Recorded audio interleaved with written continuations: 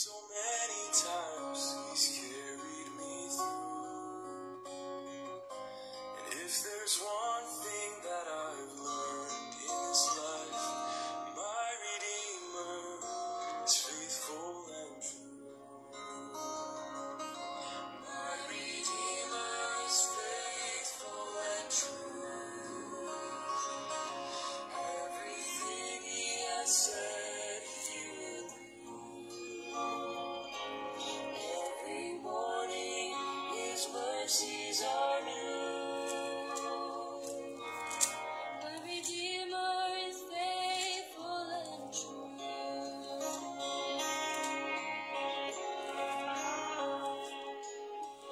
My heart rejoices when I read the promise. There is a place that I'm preparing for you. I know someday I'll see my Lord face to face, 'cause my Redeemer is faithful and true. Amen. My Redeemer is faithful and true. Everything He has said He will do. Every morning His mercies are new. My Redeemer is faithful and true. And in every situation He has proved His love for me. When I lack the understanding, He gives more grace to me. My Redeemer is faithful and true. Everything He has said He will do. Every morning His mercies are new. My Redeemer is faithful and true.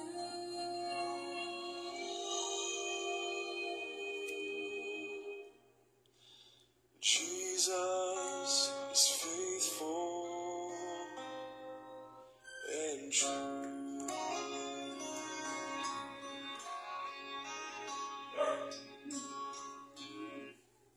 Amen, amen. Good afternoon po sa inyong lahat from King James Bible Baptist Church, San Vicente, Tarlac City, Philippines.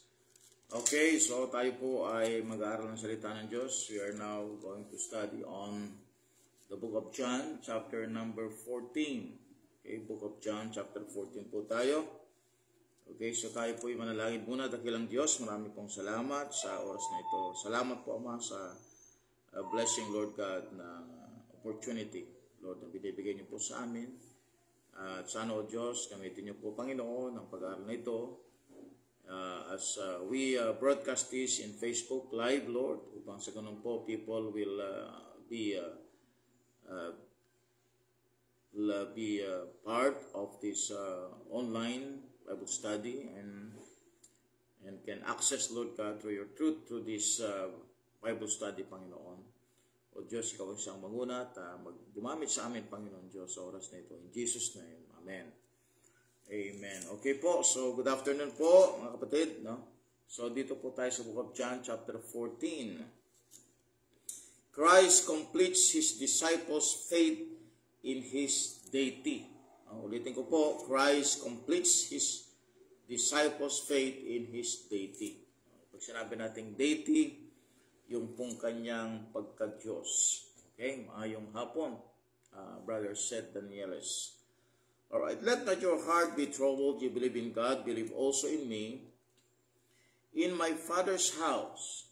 Okay, so ito po tinatawag na tahanan ng Ama. Father's house are many mansions, not many rooms. No? Tulad po ng sinusulat at nilalagay sa mga modern Bibles. In the King James Bible, we believe that in the Father's house, there are many mansions, because it is said in the Word of God.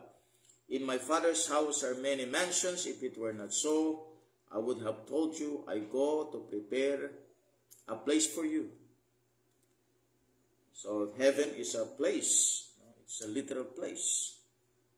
Ayan, so si Sister Mariel, nakapasok na Mariel Castañeda. Good afternoon.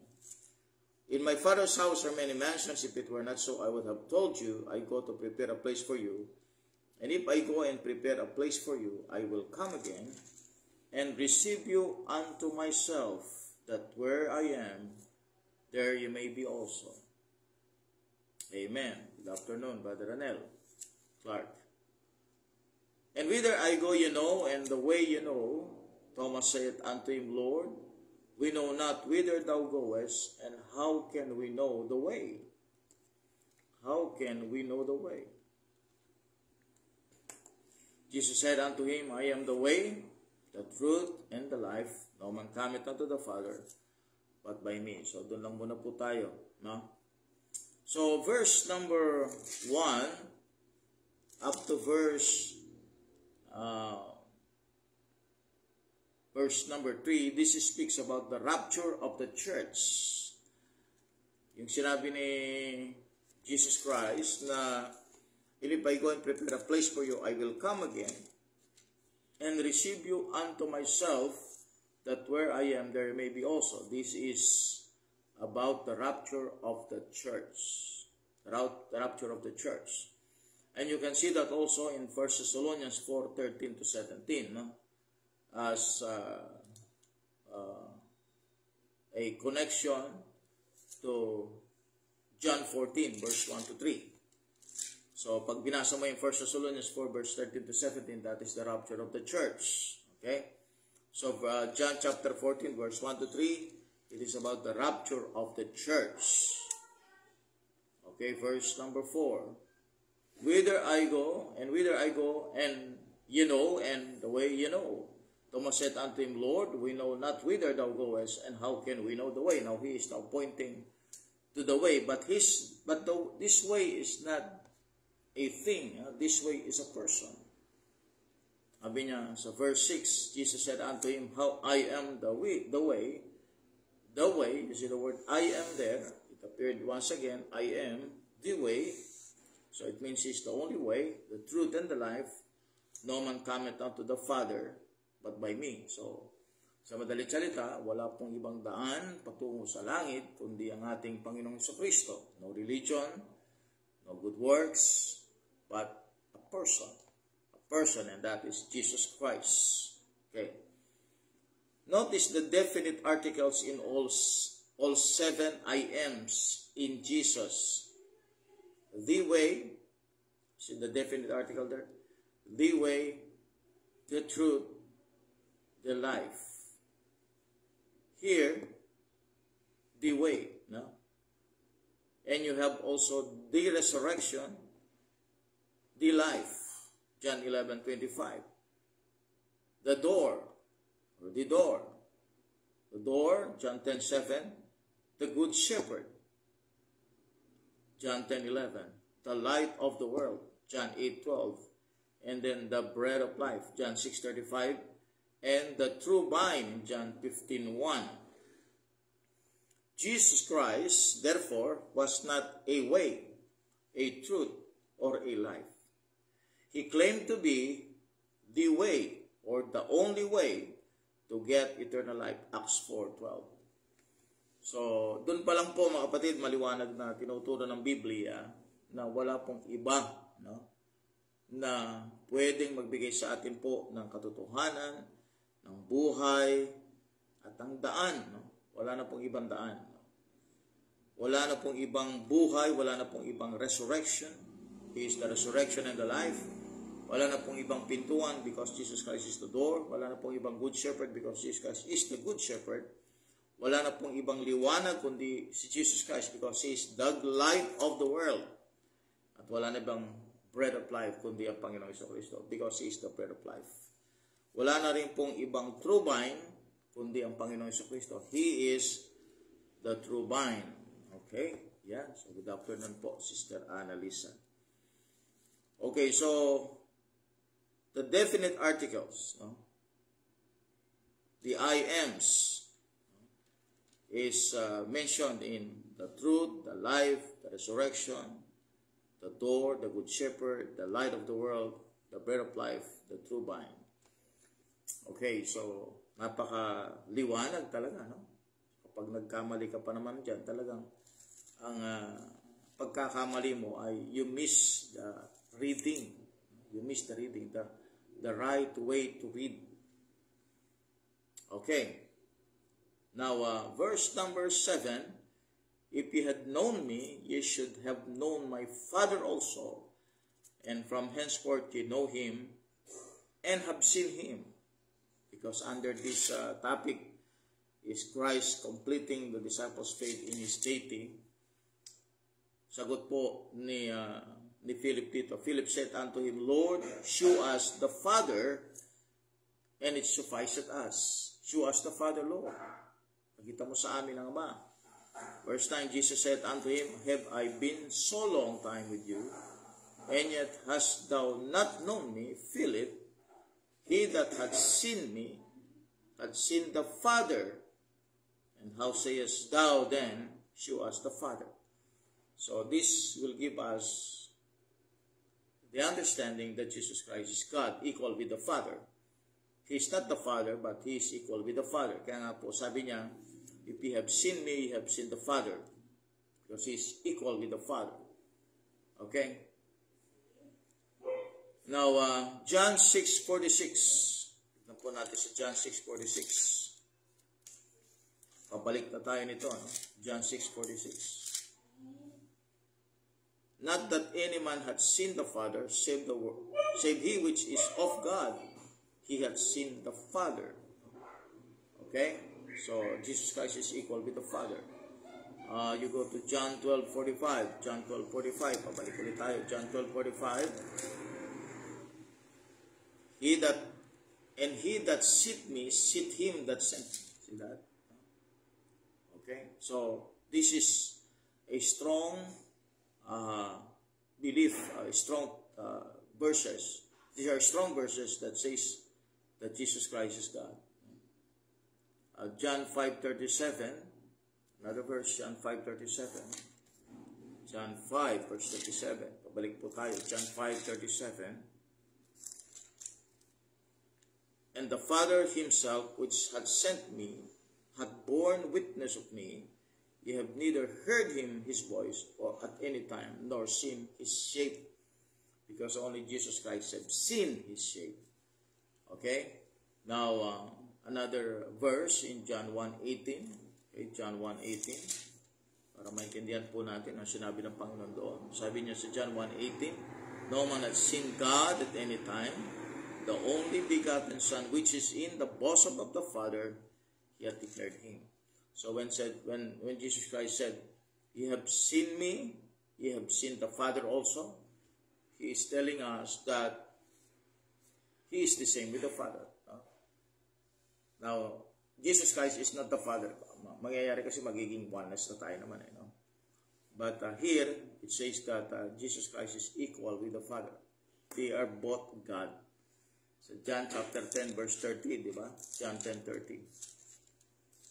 Sabi niya dito, And I and my Father are one.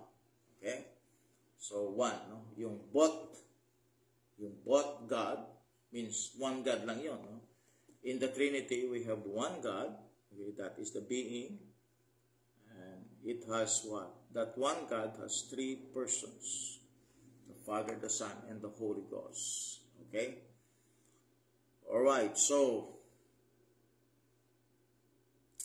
verse number 10. Believest thou not that I am in the Father, and the Father is in me? The words that I speak unto you, I speak not of myself, but the Father that dwelleth in me, He doeth the works. The Father dwelleth in me, He doeth the works. Okay? So, that is what's going on in spiritual realm. So, physically, hindi mangyayari yan. No? Kasi sabi niya, believest thou not that I am in the Father, I am in the Father, and the Father in me. So, sa spiritual lang po pwedeng mangyari yan. No? Pero sa physical, hindi mangyayari yan. Ikaw ay nasa isang tao, tapos yung tao na yun, nasa iyo rin. No? So, that could be only possible in the spiritual realm. Okay, so verse number 11. Believe me that I am in the Father, and the Father in me, or else believe me for the very work's sake. Compare what Christ said to his disciples with what he said to unsaved Pharisees. No? So ito sinasabi niya sa mga apostol. At i-compare natin yung sinasabi naman niya sa mga Pharisees. John 5:36. Balik ulit tayo sa John chapter 5, verse 36. Okay? John 5:36. But I have greater witness than that of John, for the works which the Father hath given me to finish, the same works that I do bear witness of me, that the Father hath sent me, and the Father himself which hath sent me hath borne witness of me. Ye have neither heard his voice at any time, nor see his face or shape. So, yung sinasabi ni Jesus Christ sa mga Pariseo, hindi nyo nakita siya, hindi nyo nakita ang Ama. Pero dito, ang sinasabi ni Jesus Christ sa mga apostol niya, nakita nyo ng Ama sa pamagitan ko. Okay, so that's a different statement, of course, no? So, bakit po ganon? Because the Pharisees cannot see these things because they are unbelievers. They don't believe Christ. So, since these apostles believe Jesus Christ, so they believe what he said, and they believe that if they have seen Jesus Christ, they have seen the Father. Okay, so tuloy po tayo. So John chapter 14:11, believe me that I am in the Father, and the Father in me, or else believe me for the very work's sake. Verily, verily I say unto you, he that believeth on me, the works that I do shall he do also, and greater works than these shall he do. Greater works than this shall he do, because I go unto my Father. Okay, so the verse is aimed at the apostles. So yung mga apostol, sinabi ng Panginoon sa kanila, greater works than this shall you do. Mas marami pa dito ang magagawa nyo sa ginagawa ko ngayon. Because kapag kaalis ng Panginoon, 12 sila. No? They're going to be 12 in number, and they're going to scatter around the world, actually. No? They're going to preach the Word of God in different places. Ang mga followers nila will grow and multiply. So, sabi ni Christ, greater works than this shall he do. Okay. Now, verse number 13, and whatsoever ye shall ask in my name, this one, because in my name that will I do, that the Father may be glorified in the Son. If ye shall ask anything in my name, I will do it. Alright, so check natin sa John 15:7. John 15:7, if ye abide in me and my words abide in you, ye shall ask what you will, and it shall be done unto you. So this is a promise in prayer. No? Pag tayo mananalangin, sabi ni Jesus Christ, whatsoever ye shall ask in my name, that will I do, and that the Father may be glorified in the Son.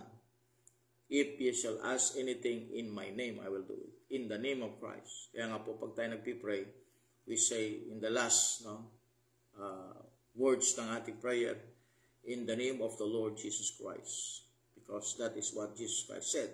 If ye shall ask anything in my name, I will do it. If ye love me, keep my commandments. Ulit-ulit yung sinasabi yan. Sabi niya, if you love me talagang, ako'y mahal ninyo, you keep my commandments. You keep my commandments.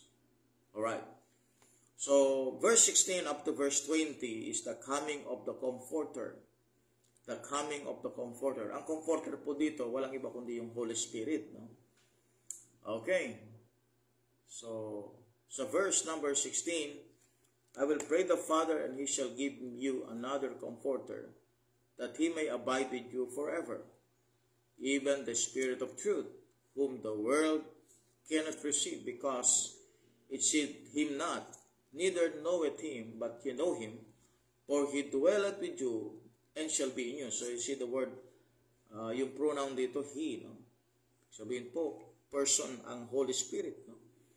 Verse number 17, even the Spirit of truth, whom the world cannot receive, because it seeth him not, neither knoweth him, but ye know him, for he that dwelleth with you and shall be in you. Okay, so itong comforter, walang iba kundi ang Holy Spirit to. No? But according to Muhammad, yung Muslim leader, no, na nag-establish ng Muslim belief, said that the comforter is a reference to himself. Surah 17:8. Okay? At Maulana Muhammad Ali, how that works in light of verse 17 is wild. That would mean that every Christian in the New Testament has baptized in the name of the Father, the Son, and Muhammad.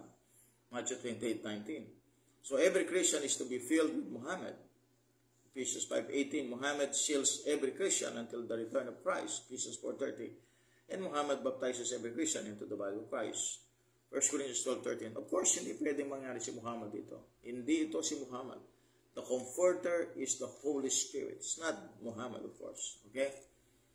So, sabi niya dito, yung Comforter, He will abide with you forever. So, under the New Testament, the Holy Spirit seals the believer. The Holy Spirit abides in the believer. And the Holy Spirit baptizes the believer and puts the believer into the body of Christ. That's the work of the Holy Spirit in the New Testament. Okay? So, itong mga promises na ito, wala po ito sa Old Testament. So, these are New Testament promises. Okay. So, let's continue. Verse 17. Even the Spirit of truth, whom the world cannot receive, because it seeth him not, neither knoweth him, but ye know him, for he dwelleth with you, and shall be in you. In verses 16 to 17, Jesus Christ introduces the work of the Holy Spirit to the body of Christ. In the Old Testament, it was possible to lose the Holy Spirit. Psalms 51:11, of course, as one of the verse that we will see in the Old Testament concerning the Holy Spirit. That possible po sa Holy Spirit can be, the Holy Spirit can be lost, or you can lose the Holy Spirit. That changes after Acts chapter 2. Nagbago po ito na yung Holy Spirit dwells with the believer permanently. That changes after Acts 2, Ephesians 1 verse 13 to 14, Philippians 1:6. And although the Holy Spirit did indwell certain men in the Old Testament, contrary to these coupled notes, He did not make them one with God by His presence. Colossians 1:27, John 17 verse 21 to 23. Kasi once na tayo po ay na-seal ng Holy Spirit, na Holy Spirit nagdwell sa atin, we are one with the Father. We are one with the Father. John 17 verse 21 to 23. John 17 verse 21 to 23. Okay? That they all may be one. See that? As thou, Father, art in me, and I in thee, that they also may be one in us, that the world may believe that thou hast sent me. And the glory which thou gavest me I have given them, that they may be one, even as we are one. I in them, and thou in me, that they may be made perfect in one, and that the world may know that thou hast sent me, and hast loved them as thou hast loved me. See, no? Naging isa tayo, naging kaisa tayo sa Panginoon Diyos, sa Panginoon Diyos na Ama, no, natin, at naging kaisa din tayo kay Jesus Christ through the Holy Spirit. And that's the work of the Holy Spirit. It seals us, it gives us eternal security, it puts us to the body of Christ. No? Yan po yung trabaho ng Holy Spirit under the New Testament. Okay, so balik po tayo sa John chapter 14, verse number 18. I will not leave you comfortless. I will come to you. So yung I na yon, sino yung darating? Si Kristo. Pero ang talagang darating, walang iba kundi yung Holy Spirit. So ibig sabihin, the Holy Spirit is the representative of Christ here on earth. So si Christ nagdudwell sa ating ngayon, but that is the Holy Spirit. He represents Jesus Christ.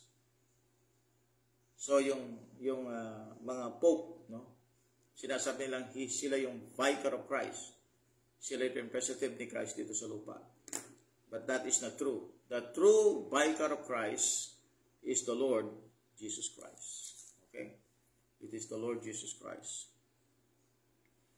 Okay, now, tuloy po natin sa John chapter 14, verse 18. I will not leave you comfortless, I will come to you. Yet a little while, and the world seeth me no more. But ye see me, because I live, ye shall live also. And that day ye shall know that I am in my Father, and ye in me, and I in you. So I could say that the word at that day, okay, is a reference to verse number 30. And I go and prepare a place for you. I will come again and receive you unto myself, that where I am, there you may be also. So kung saan nandun si Kristo, nandun tayo. Kaya nga, sabi niya, at that day ye shall know that I am in my Father, and ye in me, and I in you. So when we are in heaven, we will know that Jesus Christ is in the Father, and the Father is in Him. Okay? And ye in me, and I in you. And you will see the Father. We will see also the Son, together with the Father. Okay? So, lahat po ng bagay ngayon, hindi natin lubusang naintindihan kasi nga hindi natin nararanasan. Nakikita lang natin sa Bible. Hindi natin nararanasan. Wala tayong physical, sabihin natin, experience with this. But someday we're going to understand everything. No? So, we only base on what we read. Pero talaga, sa totoo, kulang pa talaga yung knowledge because we are not yet in heaven. Hindi pa natin nakita si Kristo, hindi pa natin nakita ang Ama. But someday we're going to see both of them in heaven and the Holy Spirit, of course. Alright, the introduction of New Testament commandments. Verse 21, He that hath my commandments and keepeth them, he it is that loveth me. And he that loveth me shall be loved of my Father, and I will love him, and will manifest myself to him. Wow, what a verse is this? Sabi ng Bible, and will manifest myself to him. Papahayag kong aking sarili sa Kanya. So, yun ang gagawin ng Diyos sa atin. No? Ipapahayag ni Kristo ang Kanyang sarili sa atin. No? And it is through the love of Christ sa pag-ibig ng Panginoon sa atin. Verse 22, Judas said unto him, not Iscariot. Okay, dalawa kasi ang Judas. Yung isa ay Judas Iscariot. No? Judas said unto him, not Iscariot, Lord, how is it that thou wilt manifest thyself unto us and not unto the world? Ang question niya, sabi niya, bakit sa amin may papahayag ang iyong sarili, but hindi sa mundo? Jesus answered and said unto him, if a man love me, he will keep my words, and my Father will love him, and we will come unto him and make our abode with him. He that loveth me not, keepeth not my sayings, and the word which ye hear is not mine, but the Father's which sent me. Okay? So, ang point dito ni Christ, kung bakit ang manifestation lang ay para sa mga believers, it is because yun ang plano ng Panginoon, that His manifestation is only to the believers, sa lahat ng mananampalataya. Okay? And of course, the Father will manifest Himself to every believer. Okay, so that's the work of the Holy Spirit. Again, no? Sapagkat po, sinasabi sa Romans chapter 8, kung makikita po natin sa verse number Romans 8, ito sabi ng Bible sa Romans 8. Romans 8, sabi niya ganito, no? So verse 16, the Spirit itself beareth witness with our spirit that we are the children of God. So, ang nagbe-bear witness ay walang iba kundi po ang Holy Spirit. So, how God will manifest in our lives? It is through the work of the Holy Spirit. So, the Scriptures and the Holy Spirit, combine po yan para po ma-manifest si Kristo sa atin. And it is the outworking of God to us because He loves us. No?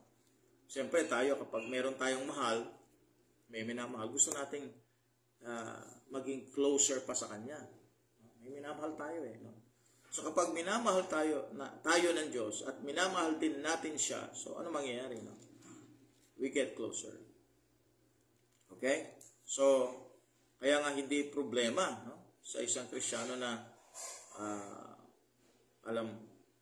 hindi problema sa kanya kung pag pinag-usapan ng salvation or assurance of salvation, hindi problema sa kanya. Bakit? Because meron silang intimate relationship ng Panginoon Diyos. Alam niya, no? Sa isang ligtas na umiibig sa Panginoon, alam niya na siya ay sa langit. Okay? Hindi siya magdadoubt dito. Kasi close nga relationship. So it is important to have that as we maintain, no, our good relationship with God. At yun yung mangyayari lamang kung, sabi ng Bible, kung susunod tayo sa kanyang kautusan, manatili ang pag-ibig ng Diyos at ang pag-ibig natin sa Diyos. Okay? Alright, so, sabi sa verse 24 again, no? He that loveth me not, keepeth not my sayings, and the word which ye hear is not mine, but the Father's which sent me. Now look at verse 25. So Christ promises inner peace. Verse 25. These things have I spoken unto you, being yet present with you. Being yet present, ibig sabihin, andito pa ako, kasama niyo pa ako. So aalis na siya, no? Sabi niya sa Bible, sa verse number 18, I will not leave you comfortless, I will come to you. So aalis ako, okay? At meron akong iiwan sa inyo, yung comforter. But the Comforter, which is the Holy Ghost, whom the Father will send in my name, He shall teach you all things. Ito yung work ng Holy Spirit. He shall teach you all things. Okay? You can see that in 1 John 2:27. No? He can teach you all things, 1 John 2:27. And bring all things to your remembrance, whatsoever I have said unto you. Okay, so connect that to 1 John 15. Connect that to John 15:26. No? John 15:26. Sabi niya dito, but when the Comforter is come, whom I will send unto you from the Father, even the Spirit of truth, which proceedeth from the Father, He shall testify of me. Okay. So, sa verse number 27, peace I leave with you, my peace I give unto you, not as the world giveth, give I unto you. So this is a different peace, no? Because yung sinasabi ng world peace, o magkaroon ng kapayapaan ng mundo, hindi po ito posible, no? At lalong-lalo na wala tayong makukuha peace talaga sa mundong ito, no? The real peace that we can get is the peace from God. Let not your heart be troubled, neither let it be afraid. So sa verse 27, unlike the world's peace, which is hollow, temporary, and selfish, this peace is an inner, pure, spiritual peace that is eternal. Eternal peace po ito. Okay, so verse 28, ye have heard how I said unto you, I go away and come again unto you. If ye love me, you would rejoice. If you love me, you would rejoice. Because I said, I go unto the Father, for my Father is greater than I. Okay, so ito, ginagamit po nilang verse ito para sabihin si Kristo, hindi Diyos. Wala namang sinabi dito, na yung Ama ay greater at ang Panginoon sa Kristo ay lesser, no? In the Godhead. Walang ganon, no? Ang sinasabi niya dito, because I said, I go unto the Father, for my Father is greater than I. Sapagkat si Kristo sa panahon ito, nandito pa sa lupa, at yung Ama nasa langit. So, sinong dakila? Because He subjected Himself to the Father. He put Himself lower, actually, than the angels. Hebrews chapter 2, verse 9. No? Philippians chapter 2, verse number 6 to 10. No? Yung obedience niya, yung pagbaba niya, bumabase doon sa kalagayan ng tao. So, that point, the Father is greater than Jesus Christ. But now, no, nag-iisa na sila sa langit, then therefore they're equal. No? I go unto the Father, for my Father is greater than I. And now I have told you, before it come to pass, that when it is come to pass, ye might believe. Hereafter I will not talk much with you, for the prince of this world cometh and hath nothing in me. So here, the prince of this world is a reference to the devil and the Antichrist. Daniel 9:26, Ezekiel 21:25, Ezekiel 28:2. He is part of the principalities and powers mentioned by Paul in Ephesians 6:12, Ephesians 2:2. He was judged at Calvary in John 16:11 and was put to shame and made a laughing stock by the finished work of Jesus Christ in Colossians 2 verse 14 to 15.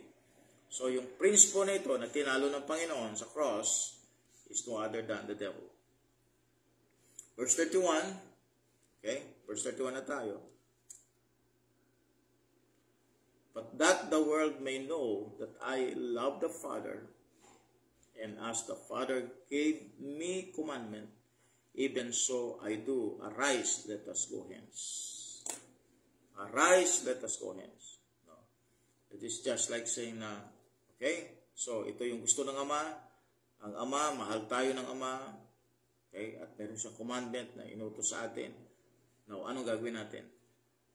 Arise, let us go hence. Ibig sabihin, let us continue now. We have the commandment from the Father. I'm going to leave you. The Comforter will be here. What will we do? Arise, let us go now. Go hence. So ito yung gagawin ng Kristiyano. No? We have already salvation. The Father is in heaven and Jesus Christ promised us na kung nasaan ako, doon kayo paroroon. So God promised us salvation and then God gave us the commandment. So what we're going to do? Sabi niya dito, arise, let us go hence. Arise, let us go hence. Ganon, let us go on. Amen? Patuloy tayo. Kaya nga po, narito tayo ngayon studying the Word of God because hindi tayo nag-i-study dito para maligtas. Kundi nag-i-study tayo dito ngayon. Ngayon, bilang Kristiyano, ligtas na kasi tayo. So we are studying to build our faith, to enhance our belief in the Lord, and to be closer to God. Okay? So, kaya nga, arise, let us go hence. Ngayon na, no? Save na tayo, let's go hence. Trabuhin natin ang dapat trabuhin. Okay, so, yun lang po mga kapatid, and praise the Lord for that short study. No? Maikli lamang po, pero it is really a blessing. Amen. It's really a blessing. Amen. Sister Mariel, God bless.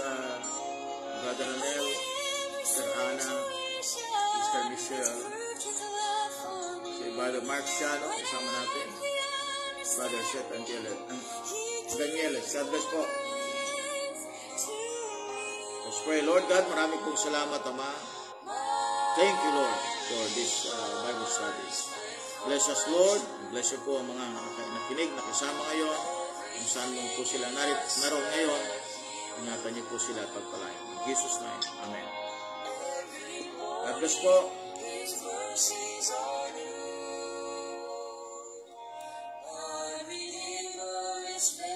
Amen. Praise the Lord.